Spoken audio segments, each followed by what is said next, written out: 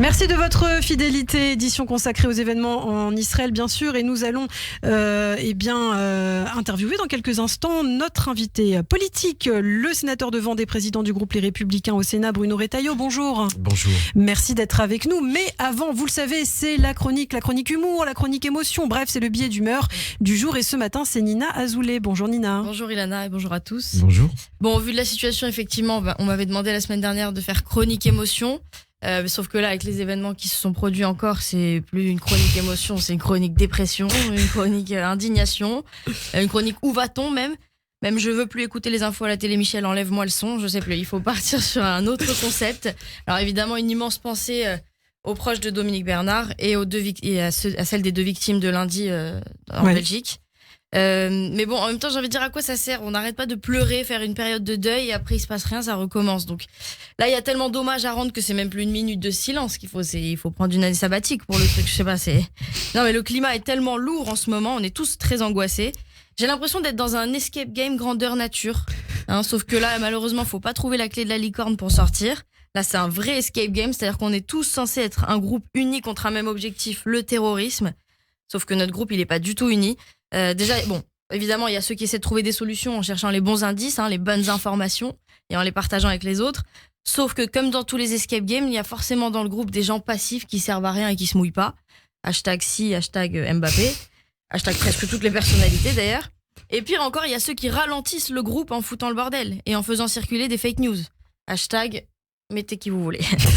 C'est un escape game le truc, mais là on sort pas au bout d'une heure. On laisse pas la place à un autre groupe derrière qui faisait la queue. S'il y a un autre groupe qui s'enferme avec nous, à la limite, il doit combattre aussi. Et là, ça part en 3e guerre mondiale. C'est vraiment. En fait, je comprends même pas comment dans l'actu on arrive à parler d'autre chose que de ça. Quand je slide sur mon téléphone, je vois Hamas, Israël, Arras, Belgique. Un membre du groupe Tragédie licencié par la SNCF après avoir chanté dans TPMP. Je dis bon, ok, ça doit être une erreur. Je continue. Dominique Bernard, Palestine, fusillade, terrorisme. Sheila, pourquoi la chanteuse refuse de faire des selfies avec les fans? Mais qui a osé publier cet article? Qui a appuyé sur la touche entrée? Qu'est-ce qu'on s'en fout que Sheila refuse les selfies? On s'en fout qu'elle pense que ça fait une tête de poisson. Oui, j'ai lu l'article.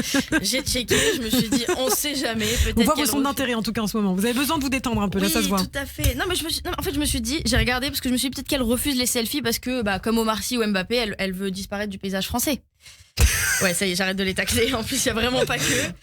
Non, mais dans ce tas d'informations totalement dérisoires par rapport à la situation actuelle, il y a une info qui a attiré mon attention. C'est que le New York Times estime que le 21e siècle est le moins innovant artistiquement depuis 500 ans. Ouais, je trouvais ça intéressant et vrai. Surtout quand on voit que dans ma chronique, j'ai utilisé 2 fois la même vanne sur Mbappé et Omar Sy. Non, mais maintenant, c'est vrai qu'on innove plus trop. Il y a que des remixes maintenant. Il y a que des remixes de tout. Ouais. Même dans la musique, on se rappelle de la première musique. Ça, déjà, c'était un remix. On s'en souvient. Voilà, 2e remix, il y avait ça aussi. Les auditeurs de Radio J vont kiffer, comme on dit. J'ai fait exprès de faire un petit clin d'œil à Enrico Macias, en plus soutien, parce que franchement, il était dans une polémique, alors qu'il faut se concentrer sur les priorités. Alors aussi, lundi, c'était les 100 ans de Walt Disney. Sans transition. Bah non, si, parce que Walt Disney ne fait que remixer ses films cultes. Ah oui, c'est vrai. Oui, tout est préparé, vous inquiétez pas, Yana. Alors, Walt Disney remixe ses films cultes en adaptant aux valeurs de la société actuelle. Voilà. On peut en penser ce qu'on veut, je trouve ça pas mal sur le principe, mais en fait, il faut créer de nouveaux personnages, de nouveaux films, sinon les gosses, ils vont être perdus. C'est pas possible de faire Blanche-Neige avec une actrice latino-américaine. Blanche-Neige, ça n'a pas de sens. C'est comme si moi je devais jouer Rosa Parks. C'est pas possible. En plus, les fans de Blanche-Neige, ils vont plus être fans de la même héroïne. C'est-à-dire qu'il va y avoir un conflit interne, une communautarisation dans Blanche-Neige, quoi. Ça va être. Et pareil, dans les remixes, on fait. Alors c'est pas un remix, mais maintenant on innove plus. On fait que des biopics. C'est la nouvelle mode aussi. Il y a que des biopics. Tapi, Oppenheimer, Bernadette. Maintenant, il y a Charles Aznavour en préparation, Martin Luther King, Rocco Siffredi. Ouais, vous avez bien entendu, Rocco Siffredi. Il se met à nu. Bon, oui, Ouais. Non, mais il faut inventer, il faut sortir de sa zone de confort. On dirait, moi, quand j'ai trouvé un modèle de vêtements qui me va, je le prends dans toutes les couleurs.